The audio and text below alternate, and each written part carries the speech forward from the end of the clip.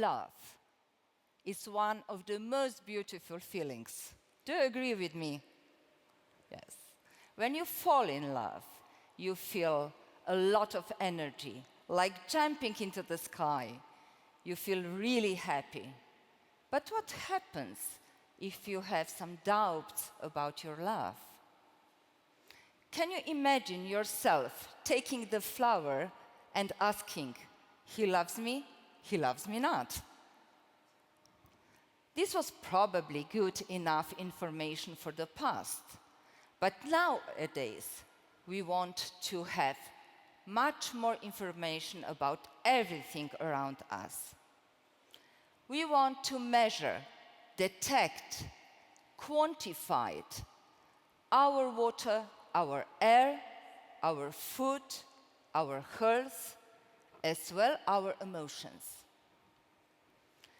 They're known for a long time, classical analytical methods using big instruments. In this case, you have to bring your sample to the laboratory, and some professionals are making the measurements. You'd get really very good responses, which are selective, sensitive, on time, accurate, precise, and all those we would like to keep also when we are designing small devices, which are called sensors.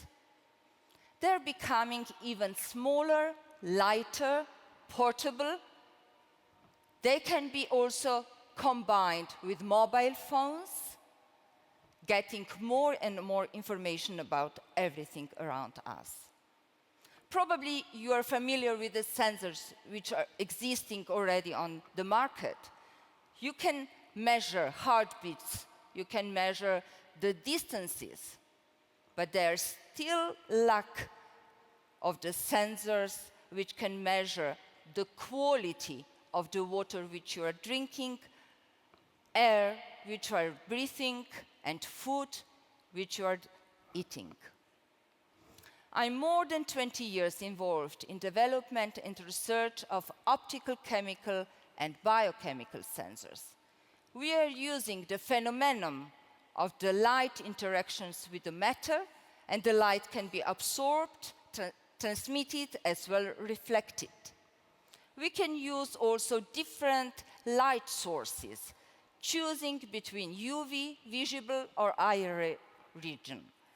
While we are using UV and visible region for chemicals, which we know and we detect different concentration, we can use also IR regions for unknown chemicals if they match to the big database behind.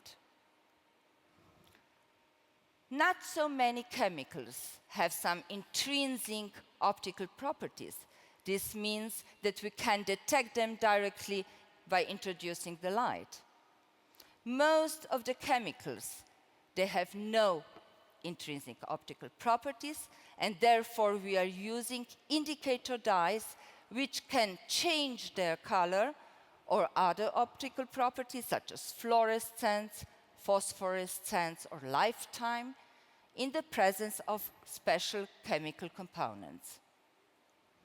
We developed many sensors, and I will give here only few examples.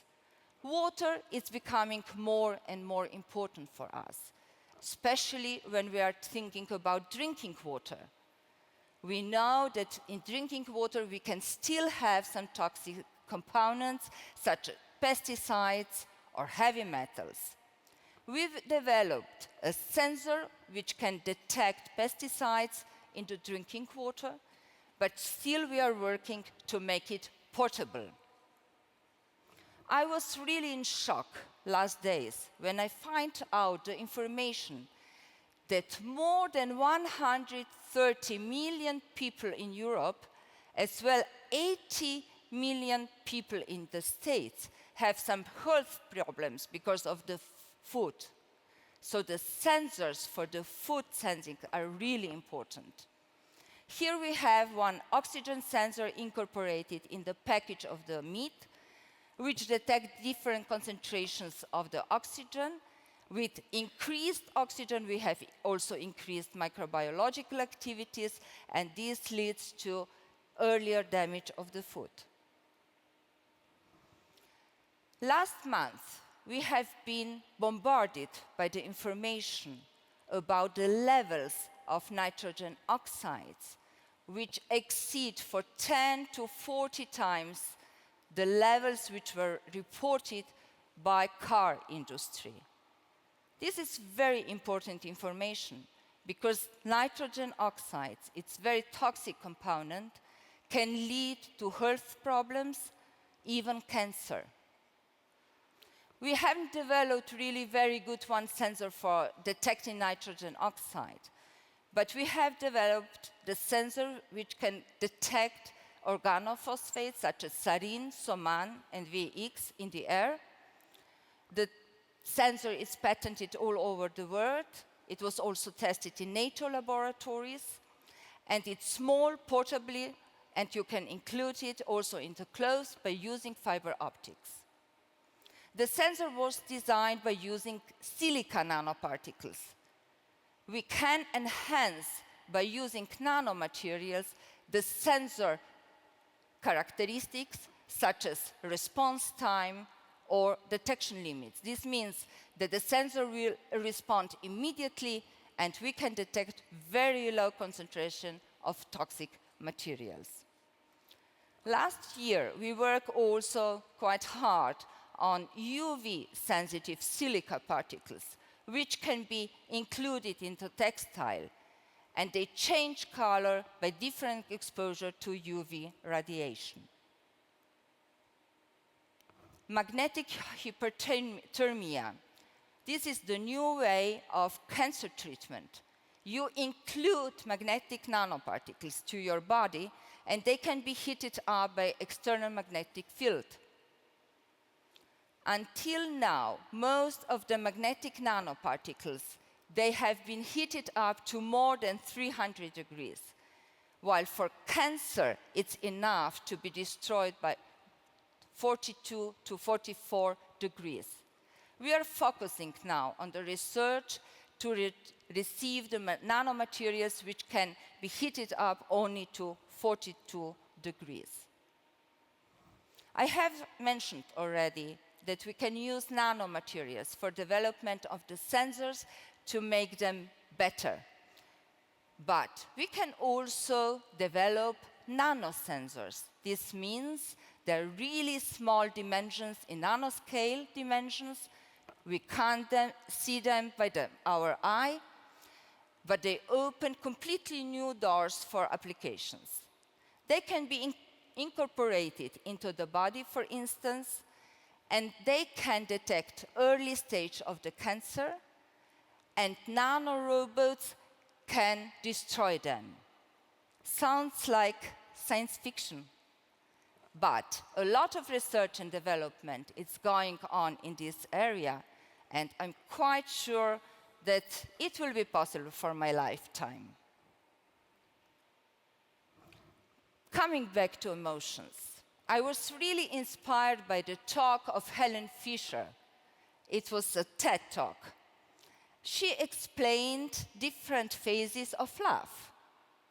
The first phase is desire, the second phase is the romantic love, and the third phase is the attachment.